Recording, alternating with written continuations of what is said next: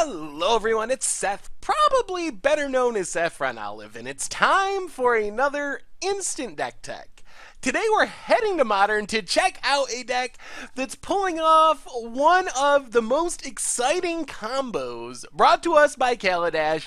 This is Madcap Moon. Recently took Nick Desmarais to a top 8 finish at a SCG Modern IQ, so congrats to Nick on his finish with the deck. A quick reminder before we break it all down, if you enjoy this deck and you want to see it made into videos, take a minute, click the like button, the subscribe button, leave a comment, anything you can do to support your deck, because whichever deck is most popular gets a shot at being made into videos next week. So let's talk about Madcap Moon in Modern. So the unique part of this deck is it's playing the combo of Madcap Experiment and Platinum Emperion.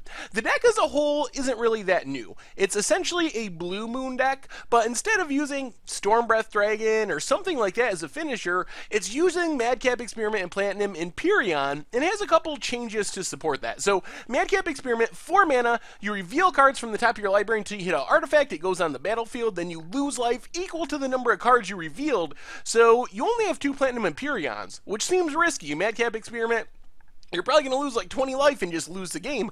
The trick is, since Platinum Emperion is the only artifact in the deck, you know that when you resolve Madcap Experiment, you're going to get a Platinum Emperion. Platinum Emperion says that your life total can't change, so technically, Platinum Emperion is going to be on the battlefield when Madcap Experiment finishes resolving, so you don't actually take the damage from it. So Madcap Experiment in this deck is 4 mana, get an 8/8 that makes it so your life total can't change. And Platinum Emperion is actually pretty sweet. It dies to Path to Exile, dies to Terminate. There is some removal, but it doesn't die to lightning bolts. You need 3 lightning bolts to take it down.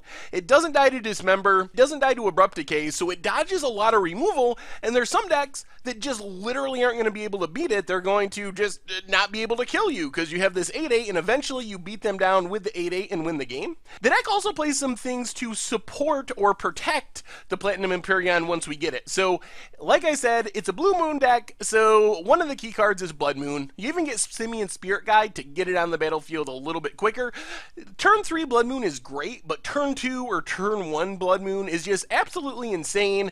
Makes it so your opponent can't crack fetch lands to fix their mana, search out basics. So Blood Moon protects Platinum Emperion by making it so your opponent just can't cast their spells, so it becomes very difficult to actually kill Platinum Emperion.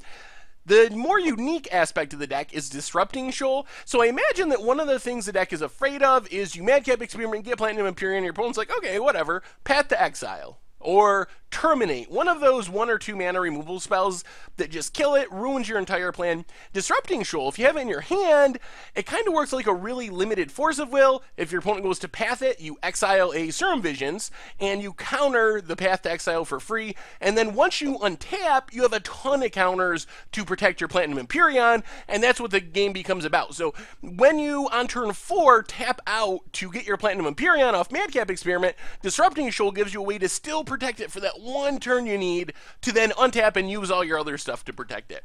So as far as the rest of the creatures, you get Snapcaster Mage. It can help close out the game by flashing back bolts, also flashes back all your counters, and Vendilion Click kind of disrupts your opponent, gets rid of that Path to Exile on turn 3 that could deal with your Madcap Experiment, for example, plus an Evasive Clock.